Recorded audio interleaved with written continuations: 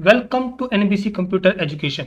आज की वीडियो भी बहुत इंपॉर्टेंट होने जा रही है और इस वीडियो में आज हम आपको बताएंगे टेबल कंस्ट्रेंट्स और उनकी टाइप और सबसे important referential integrity with example.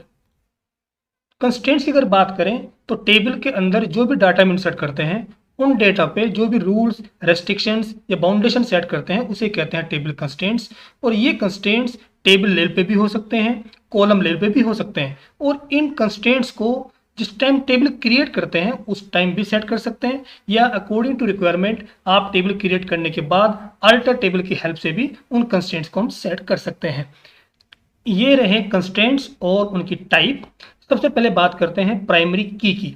Primary की टेबल लेवल कंस्ट्रेंट्स हैं और इसका मीनिंग यह है कि अगर आपने किसी भी एट्रीब्यूट को एज ए प्राइमरी की डिफाइन किया या ये कह सकते हैं कि किसी भी एट्रीब्यूट पे आपने प्राइमरी की कंस्ट्रेंट सेट किया हुआ है तो उस कॉलम के अंदर उस एट्रीब्यूट के अंदर हम कोई भी डुप्लीकेट वैल्यू इंसर्ट नहीं कर सकते और ना ही उसके अंदर हम नल वैल्यू इंसर्ट कर सकते। इट मीन्स आपको उसके अंदर जो भी वैल्यू इंसर्ट करनी होगी वो डिफरेंट होनी चाहिए, जैसे कि अकाउंट नंबर या एम्प्लॉय नंबर या रोल नंबर। तो इस तरह के जो एट्रीब्यूट होते हैं उन्हें कहते हैं प्राइमरी की और एक टेबल में आप सिर्फ एक ही प्राइमरी की को डिफाइन कर सकते हैं। नेक्स्ट है नॉट नल। अगर आपने किसी भी कॉलम पे नॉट नल एट्रीब्यूट सेट किया इट मीन्स हम उस कॉलम के अंदर वैल्यू नल इंसर्ट नहीं कर सकते। इट मीन्स उसके अंदर आपको वैल्यू इंसर्ट करनी ही होगी। वो बात अलग है कि डुप्लीकेट वैल्यू भी उसके अंदर इंसर्ट की जा सकती है। और नेक्स्ट है यूनिक। अगर आपने किसी भी एट्रीब्यूट को एज ए यूनिक डिफाइन कर दिया या ये कह के किसी भी एट्रीब्यूट पे आपने यूनिक कंस्ट्रेंट सेट किया हुआ है तो उस एट्रीब्यूट में हम जो भी वैल्यू इंसर्ट करेंगे वो भी रिपीट नहीं हो सकती, लेकिन उसके अंदर हम नल वैल्यू इंसर्ट कर सकते हैं। अब चलते हैं माइस्क्यूएल में और मैं आपको बताता हूं इनको प्रैक्टिकल करके कि किस तरीके से इनको डिफाइन करेंगे और कैसे फिर ये रेस्ट्रिक्शंस काम करती है। सबसे पहले चेक करते हैं कि डाटाबेस कौन कौन से बने हुए हैं। तो हमने किया शो डाटाबेसिस और यहाँ पे कंपनी नाम का जो डाटाबेस है इसी को ओपन कर लेते हैं। तो यूज कंपनी, ये डाटाबेस ओपन हो चुका है। अब इसके अंदर हम एक टेबल क्रिएट करते हैं, क्रिएट टेबल EMP और इसमें हमने एक एट्रीब्यूट लिया एम्प्लॉय ID इंटीजर टाइप का और इसके सामने हमने डाल दिया है प्राइमरी की। इट मीन्स हमने इस एट्रीब्यूट पे प्राइमरी की कंस्ट्रेंट सेट कर दिया है। उसके बाद हमने एक एट्रीब्यूट लिया नेम और इसको लिया हमने वेर कैर में, क्योंकि हमें इसके नीचे अल्फाबेट इंसर्ट करने। उसके बाद हमने यहाँ पे डाल दिया नॉट नल। तो इस एट्रीब्यूट पे हमने कंस्ट्रेंट सेट कर दिया है नॉट नल। इट मीन्स आपको इस एट्रीब्यूट के अंदर वैल्यू इंसर्ट करनी ही होगी। उसके बाद हमने एक एट्रीब्यूट लिया फोन और इसको लेंगे हम बिग इंट, क्योंकि फोन नंबर में डिजिट्स ज़्यादा हो सकते हैं तो बिग इंट लेंगे और यहाँ पे डाल देंगे यूनिक। इट मीन्स हम जब भी फ़ोन नंबर इंसर्ट करेंगे तो वो डुप्लीकेट नहीं होना चाहिए और सेमीकोलन टाइप करके आप एंटर करेंगे तो ये टेबल क्रिएट हो चुकी है। आप चेक कर सकते हैं डिस्क्राइब और उसके बाद टेबल का नाम देंगे EMP। तो ये देखिए बता रहा है कि कौन सा एट्रीब्यूट किस टाइप का है और इस पर कौन सा कंस्ट्रेंट हमने सेट किया है। देखिए इस पर प्राइमरी की सेट की हुई है और नल के नीचे नो। इट मीन्स आप इसमें नल वैल्यू इंसर्ट नहीं कर सकते, वैल्यू इंसर्ट करनी ही होगी। नेम पे भी आपको वैल्यू इंसर्ट करनी होगी और फोन नंबर पे देखो यस लिखा हुआ है लेकिन यूनिक है। इट मीन्स आप फोन नंबर वाले एट्रीब्यूट में जो भी फोन नंबर डाल देंगे वो यूनिक होना चाहिए, डुप्लीकेट नहीं होना चाहिए, लेकिन आप उसको ब्लैंक छोड़ सकते हैं। कुछ एम्प्लॉय ऐसे होते हैं जो फोन नंबर नहीं भी यूज करते तो आप चाहें तो उसको ब्लैंक छोड़ सकते हैं। तो ये हमने टेबल क्रिएट कर चुके हैं। अब हम इसमें एक रो इंसर्ट करके देखते हैं। तो हमने किया इंसर्ट इनटू और EMP वैल्यूज और यहाँ पे डाल दिया मैंने 101। उसके बाद ये नाम डाल दिया और ये फोन नंबर। और जैसे ही आप यहाँ पे एंटर करेंगे इसके अंदर पोस्ट ऑफिस नहीं आएगा क्योंकि ये इंटीजर में है और ब्रैकेट बंद करके सेमीकोलन लगाएंगे। तो ये देखिए एक रो इंसर्ट हो चुकी है। आप चाहें तो चेक कर सकते हैं सेलेक्ट स्टार फ्रॉम EMP। ये देखिए एक रो इंसर्ट हो चुकी है। अब मैं इसमें एक रो और इंसर्ट करता हूँ, इंसर्ट इनटू EMP वैल्यूज 101। अब ये देखिए 101 ऑलरेडी इंसर्ट हो चुका है और मैंने यहाँ पे भी 101 ही इंसर्ट कर दिया एक और यहाँ पे नाम और उसके बाद यहाँ पे फ़ोन नंबर।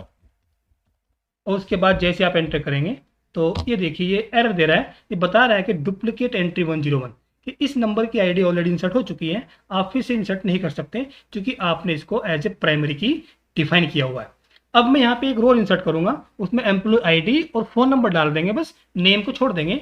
तो फिर से लगाएंगे इंसर्ट इनटू ईएमपी और आप उन एट्रीब्यूट के नाम देंगे जिनके अंदर आपको वैल्यू इंसर्ट करनी है। मैंने देखिए नाम यहाँ पे छोड़ दिया है और यहाँ पे आएगा वैल्यूज और उसके बाद एम्प्लॉय आईडी सपोज मैंने 102 डाल दिया है क्योंकि 102 इसमें इंसर्ट नहीं है, और उसके बाद फ़ोन नंबर, ये मैंने फ़ोन नंबर डाल दिया।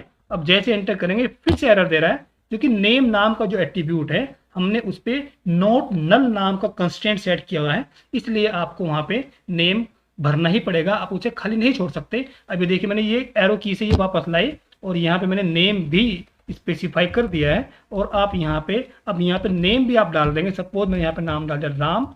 अब जैसे एंटर करेंगे तो देखिए अब ये इंसर्ट हो जाएगा क्योंकि ये हमने नेम की वैल्यू भी इंसर्ट कर दी है। चेक कर लेते हैं, सेलेक्ट स्टार फ्रॉम ईएमपी। तो ये देखिए 2 रो हमारे पास इस टाइम है।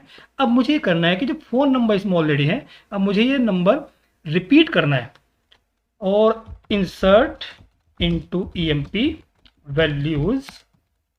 अब यहाँ पे आपको नया आईडी सपोज 103 और ये नया नाम जो सपोज मैंने सैम, और उसके बाद ये जो नंबर है ये मैं रिपीट करता हूँ 9898787878। अब जैसे एंटर करेंगे तो ये देखिए इस पर भी एरर दे रहा है क्योंकि ये डुप्लीकेट इसमें अलाउ नहीं करेगा, क्योंकि फ़ोन नंबर का जो एट्रीब्यूट है हमने उस पर यूनिक जो की होती है, यूनिक कंस्टेंट, वो इस पर सेट किया हुआ है। तो आप फ़ोन नंबर को भी रिपीट नहीं कर सकते। अब ये चेक करते हैं कि फ़ोन नंबर में नल वैल्यू एक्सेप्ट करता है कि नहीं।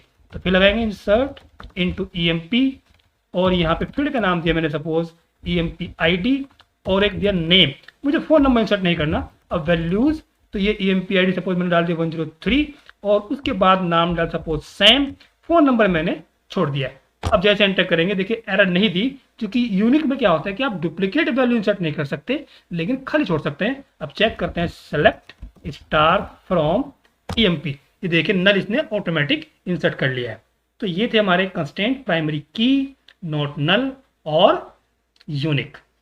अब हम बात करते हैं डिफॉल्ट और चेक की में। अब यहाँ पे देखिए इस एम्प्लॉय नाम की टेबल में 3 एट्रीब्यूट है, एम्प्लॉय आईडी, नेम और फोन। अब मुझे इसी के अंदर 2 और एट्रीब्यूट ऐड करने हैं, तो आप यूज़ कर सकते हैं अल्टर टेबल, टेबल का नाम, उसके बाद ऐड और यहाँ पे डिपार्टमेंट, इसकी टाइप वेर केयर और इसके आगे डाल देंगे कंस्टेंट डिफॉल्ट और यहाँ पे डाल दिया मैंने सेल्स। तो इसका मतलब ये हुआ कि अगर आप डिपार्टमेंट नाम के एट्रीब्यूट में कोई वैल्यू इंसर्ट नहीं करेंगे तो ऑटोमेटिकली ये सेल्स खुद फिल कर लेगा उसके अंदर। और नेक्स्ट एट्रीब्यूट है मेरा सैलरी और इसकी टाइप इंटीजर। और अब यहाँ पे चेक कंस्टेंट सेट करेंगे, check salary greater than 20,000 bracket बंद, एक और ब्रैकेट बंद करेंगे ये वाला जो ऐड के आगे लिखा हुआ है, उसके बाद सेमीकोलन टाइप करके आप एंटर करेंगे। तो 2 एट्रीब्यूट इसमें ऐड हो चुके हैं। ये देखिए क्वेरी अभी एग्जीक्यूट हो चुकी है। अब यहाँ पे चेक करेंगे हम, सेलेक्ट स्टार फ्रॉम ईएमपी। तो ये देखिए 2 एट्रीब्यूट सेट हो चुके हैं, डिपार्टमेंट का भी और सैलरी का भी। और इसके अंदर 3 वैल्यू इसने, 3 रो थी हमारे पास, तो इसने 3 वैल्यू इसने ऑटोमेटिकली इंसर्ट कर लिया बाय डिफॉल्ट सेल्स। और जैसे ही नई रो इंसर्ट करेंगे तो उसमें भी सेल्स ऑटोमेटिक आ जाएगा। और जब सेल इंसर्ट करेंगे तो आपको 20,000 से बड़ी वैल्यू देनी पड़ेगी तभी उसे वो एक्सेप्ट करेगा। अब एक रो नई इंसर्ट करके देखते हैं, इंसर्ट इनटू ईएमपी और यहाँ पे आप उन कॉलम्स के नाम डाल दीजिए जिसके अंदर आपको वैल्यू इंसर्ट करनी है, एम्प्लॉय आईडी, उसके बाद नेम, उसके बाद फोन, उसके बाद डिपार्टमेंट को मैंने छोड़ दिया है सैलरी, और अब यहाँ पे वैल्यूज और उसके बाद एम्प्लॉय आईडी सपोज मैंने 103 ऑलरेडी हो चुकी है, 104 डाल दिया है। उसके बाद यहाँ पे डाल दिया मैंने नाम अमित और उसके बाद उसका कोई भी फ़ोन नंबर आप यहाँ पे डाल देंगे, ये मैंने फ़ोन नंबर डाल दिया सपोज। और उसके बाद आपको डालना है डिपार्टमेंट, तो आपको डालना ही नहीं है क्योंकि आपने यहाँ पे स्पेसिफाई नहीं किया। सैलरी आपने यहाँ पे इंसर्ट की सपोज 30,000, देखिए 30,000 ये एक्सेप्ट करेगा, 20,000 से ग्रेटर तो एक्सेप्ट करेगा, अदरवाइज नहीं। और जैसे ब्रैकेट बंद करके एंटर करेंगे तो ये देखिए इंसर्ट हो चुकी है एक रो। चेक करते हैं सेलेक्ट से, तो ये देखिए इसमें 30,000 एक्सेप्ट कर लिया है लेकिन, और डिपार्टमेंट ऑटोमेटिकली सेल्स आ चुके हैं। अब मैं इसमें एक रो और इंसर्ट करता हूँ, तो उसी क्वेरी को वापस लाए और इसमें मैंने 105 डाल दिया है और उसके बाद यहाँ पे नाम चेंज कर देते हैं ये। उसके बाद कोई भी फ़ोन नंबर आपने यहाँ पे सपोज नंबर डाल दिया फ़ोन नंबर, और यहाँ पे इस बार सैलरी आपने डाली 10,000। तो जैसे एंटर करेंगे तो ये डेफिनेटली एरर देगा, क्योंकि इसमें हमने 20,000 से ग्रेटर अगर वैल्यू रखेंगे तो एक्सेप्ट करेगा, अदरवाइज ये एरर शो करेगा। तो सेलेक्ट से चेक करेंगे तो ये रो इंसर्ट नहीं हुई फ्रॉम EMP। ये देखिए ये रो इंसर्ट नहीं हो पाई क्योंकि ये 20,000 से कम है। अब हम बात करते हैं आज की वीडियो की सबसे इंपॉर्टेंट चीज, रेफरेंशियल इंटीग्रिटी की। इसको आपको अच्छे समझना पड़ेगा क्योंकि इसमें ही स्टूडेंट अक्सर कंफ्यूज रहते हैं। इसमें क्या है कि कॉलेज नाम का एक डाटाबेस है और उसके अंदर दो टेबल है, कोर्स और स्टूडेंट। कोर्स की टेबल में course code, course name, duration और फीस। इट मीन्स कोर्स नाम की टेबल में सिर्फ कोर्स की डिटेल हमने फिल की हुई है। उसके बाद एक टेबल है स्टूडेंट, इसमें रोल नंबर, स्टूडेंट का नाम, जेंडर और कोर्स कोड। इस टेबल के अंदर क्या है, सिर्फ स्टूडेंट की डिटेल है। तो इसमें आपको पहले समझना होगा कि इन दोनों टेबल में रिलेशन है या नहीं। तो रिलेशन का पता कैसे चलता है कि अगर इसका कोई भी एट्रीब्यूट इस टेबल के अंदर है या इस टेबल का कोई भी एट्रीब्यूट इसके अंदर है, तो हमें समझ जाना चाहिए कि इन दोनों टेबल्स में आपस में रिलेशन है। तो ये देखिए कोर्स कोड को हमने यहाँ पे रखा हुआ है, तो इट मीन्स हम ये कह सकते हैं कि इन दोनों टेबल में रिलेशन है। और ये भी कह सकते हैं कि ये हमारी एक पेरेंट टेबल हो गई और ये इसकी चाइल्ड टेबल हो गई। अब ये देखते हैं कि इसमें कौन प्राइमरी की है और कौन सी हमने इसमें फॉरेन की रखी हुई है। तो ये देखिए प्राइमरी की, कोर्स कोड को हमें रखना है प्राइमरी की, क्योंकि इसमें जो भी वैल्यू हम इंसर्ट करेंगे वो डुप्लीकेट नहीं होगी और ना इसको हम खाली छोड़ सकते। ऐसे ही एक ये रोल नंबर जो इस टेबल का रोल नंबर है स्टूडेंट वाली टेबल में, ये इसकी प्राइमरी की हो गई। और ये है फॉरेन की। देखिए फॉरेन की उसे कहते हैं कि अगर किसी टेबल की, अदर टेबल की कोई भी प्राइमरी की अगर आप यहाँ पे रख लेते हैं तो उसे कहते हैं फॉरेन की। अब इसका क्या बेनिफिट है, इसके लिए आपको इन दोनों टेबल्स को अच्छे से समझना होगा। तो कोर्स की टेबल के बारे में बात करते हैं। कोर्स की टेबल में उन्हीं कोर्सेज की डिटेल हमने फीड की हुई है जो कोर्सेज हमारे कॉलेज में अवेलेबल हैं। और स्टूडेंट की टेबल में जो भी रिकॉर्ड इंसर्ट करेंगे स्टूडेंट का, इसमें वही कोर्स कोड आप यूज कर पाओगे जो हमारे इस टेबल के अंदर है। क्योंकि जो भी स्टूडेंट एडमिशन लेगा उसका कोर्स कोड इनमें से होना चाहिए, क्योंकि यही कोर्स हमारे यहाँ अवेलेबल है।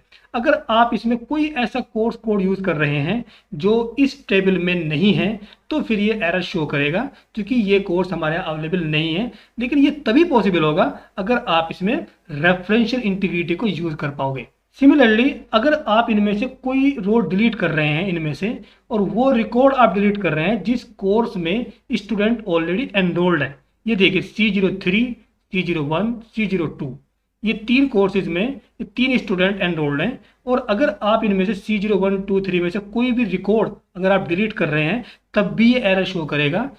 लेकिन वो तभी पॉसिबल होगा अगर आपने इसमें रेफरेंशियल इंटीग्रिटी को यूज़ किया है। अब ये कैसे यूज़ करते हैं, उसके लिए सबसे पहले हम इन दोनों टेबल्स को क्रिएट करते हैं और फॉरेन की, प्राइमरी की कैसे डिफाइन करेंगे ये भी आपको समझना होगा। चलते हैं MySQL में। ये आ गया MySQL में और यहाँ पे हम डाटाबेस क्रिएट करते हैं। सबसे पहले क्रिएट डाटाबेस कॉलेज, ये बन चुका। उसके बाद इसको ओपन कर लेते हैं, यूज कॉलेज। तो ये डाटाबेस क्रिएट किया और इसको हमने ओपन भी कर लिया। अब हम कोर्स नाम की टेबल क्रिएट करेंगे और इसको प्राइमरी की डिफाइन भी करेंगे। तो क्रिएट टेबल और उसके बाद टेबल का नाम कोर्स और उसके बाद यहाँ पे ब्रैकेट के अंदर आएगा कोर्स कोड। उसके बाद ये किस टाइप का होगा, varchar, क्योंकि इसमें अल्फ़ाबेट्स भी हैं और डिजिट्स वगैरह भी हैं, तो varchar यूज़ करेंगे।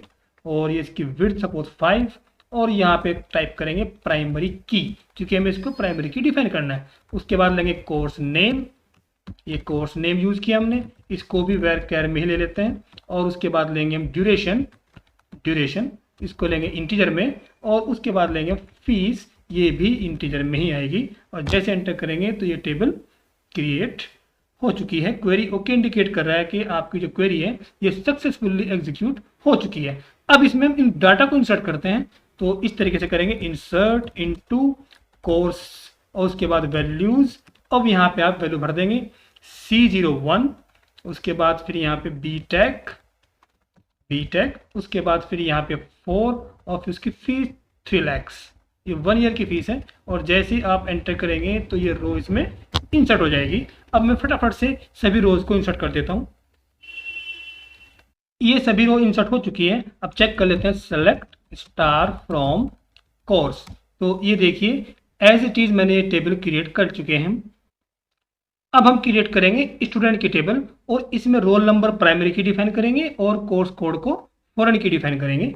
तो यहाँ पे देखिए क्रिएट टेबल स्टूडेंट और यहाँ पे आएगा रोल नंबर और इंटीजर में इसको डिफाइन कर दिया हमने प्राइमरी की। उसके बाद आएगा स्टूडेंट नेम ये वेर केयर में आएगा और उसके बाद आएगा जेंडर, ये भी वेर केयर में। और उसके बाद अब देखिए ध्यान से, उसके बाद आएगा यहाँ पे कोर्स कोड। तो ये जो कोर्स कोड है ये हमारी कोर्स की टेबल का ही एट्रीब्यूट है। तो यहाँ पे कोर्स कोड ये हमने डिफाइन किया, अंडरस्कोर भी आएगा कोर्स कोड। आप चाहे तो यहाँ पे स्पेलिंग कुछ और रख सकते हैं और कोर्स की टेबल कुछ और रख भी सकते हैं, यानी कि सेम देना जरूरी है। तो ये कोर्स कोड और ये भी वेर केयर में ही आएगा और ये वेर केयर में आ गया। उसके बाद अब ये देखिए, अब यहाँ पे करेंगे हम फॉरेन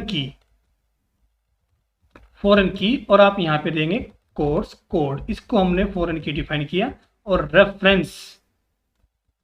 रेफरेंसेस और यहाँ पे देंगे हम कोर्स की टेबल का नाम और फिर एट्रीब्यूट का नाम कोर्स कोड। तो यही आपको अच्छे से समझना होगा कि क्या सिंटैक्स हमने अप्लाई किया है। तो ये तो हो गया प्राइमरी की, उसके बाद स्टूडेंट का नाम, उसके बाद फिर जेंडर और फिर कोर्स कोड। ये जो कोर्स कोड हमने यहाँ पे इसका जो एट्रीब्यूट है वो लिया। उसके बाद हमने इसको फॉरेन की डिफाइन कर दिया है और रेफरेंस दिया हमने कौन सी टेबल का, जो कोर्स की टेबल में कोर्स कोड का जो एट्रीब्यूट है वो। और जैसे एंटर करेंगे तो ये टेबल अब बन जाएगी। ये देखिए क्वेरी ओके ये लिखा हुआ आ गया।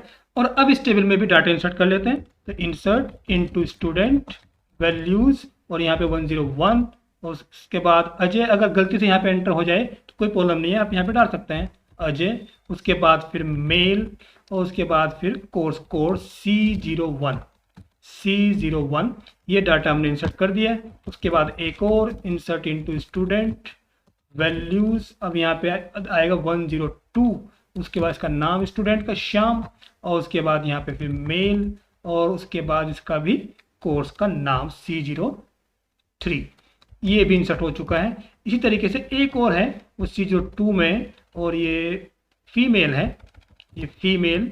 उसके बाद हमने यहाँ पे नाम दिया इसका, जिसे दिया हुआ है देखो नीचे रानी, ये नाम दिया। उसके बाद अब यहाँ पे इसकी जो आईडी है वो है 103।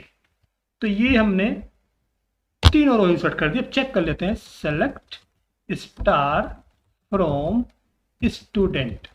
ये देखिए ये टेबल भी बन चुकी है। तो दोनों टेबल हमारे पास ऑलरेडी क्रिएट हो चुकी है। हम दोनों टेबल का डेटा एक साथ देख सकते हैं इस तरीके से, सेलेक्ट स्टार फ्रॉम कोर्स और सेमीकोलन, उसके बाद सेलेक्ट स्टार फ्रॉम और यहाँ पे आएगा स्टूडेंट।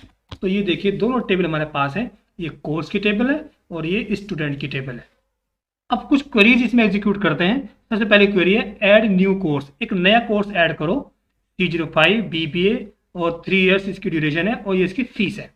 तो हमारी जो कोर्स की टेबल है इसको चेक करते हैं पहले क्या क्या उसके अंदर है। तो सेलेक्ट स्टार फ्रॉम कोर्स। अब देखिए ध्यान से, कोर्स की टेबल आई, इसमें C01 2 3 4, इसमें ये वाला जो कोर्स है वो इसमें ऐड करना है। तो आप यहाँ पे कर सकते हैं इंसर्ट इनटू कोर्स वैल्यूज। अब यहाँ पे डाल देंगे C05, उसके बाद फिर यहाँ पे BBA और उसके बाद फिर 3 और उसके बाद इसकी फीस 1 लाख ये डाल दी हमने और ये एंटर करेंगे तो ये कोर्स इसमें इंसर्ट हो चुका है। आप चाहो तो चेक भी कर सकते हैं। तो देखिए C05 में आ चुका है। नेक्स्ट क्वेरी है ऐड न्यू स्टूडेंट। अब ये देखिए ऐड न्यू स्टूडेंट, एक नया डाटा इंसर्ट करो स्टूडेंट की टेबल में और उसका आईडी है 104 और राहुल उसका नाम है, मेल है, लेकिन कोर्स का नाम C06 है, जबकि C06 हमारी कोर्स की टेबल में अवेलेबल नहीं है। अब इसी को हम इंसर्ट करते हैं। तो देखिए इंसर्ट इनटू स्टूडेंट और उसके बाद वैल्यूज और यहाँ पे 104 स्टूडेंट की आईडी, उसके बाद स्टूडेंट का नाम और उसके बाद फिर मेल। और अब ये देखिए, अब यहाँ पे हम जैसे एंटर करेंगे तो उसमें C06 दिया है। तो C06 अब जैसे आप यहाँ पे एंटर करेंगे तो एंटर करते अब ये एरर शो कर रहा है कि क्योंकि हमने वो जो कोर्स कोड हमने यूज़ किया ये वो यूज़ किया है जो हमारे यहाँ कोर्स की टेबल में अवेलेबल नहीं है। तो ये तभी पॉसिबल है अगर आपने इसमें रेफरेंस इंटीग्रिटी यूज किया। तो ये कर चुके हैं हम, फॉरेन की भी डिफाइन कर चुके हैं और रेफरेंस भी दे चुके हैं। इसी तरीके से अगर आप इनमें से इस कोर्स को डिलीट करते हैं जो BBA वाला है, तो BBA वाला जो कोर्स है C05 इसको हमें डिलीट करना है, तो हम लगाएंगे delete from course where course code equal to, और यहां पे देंगे C05।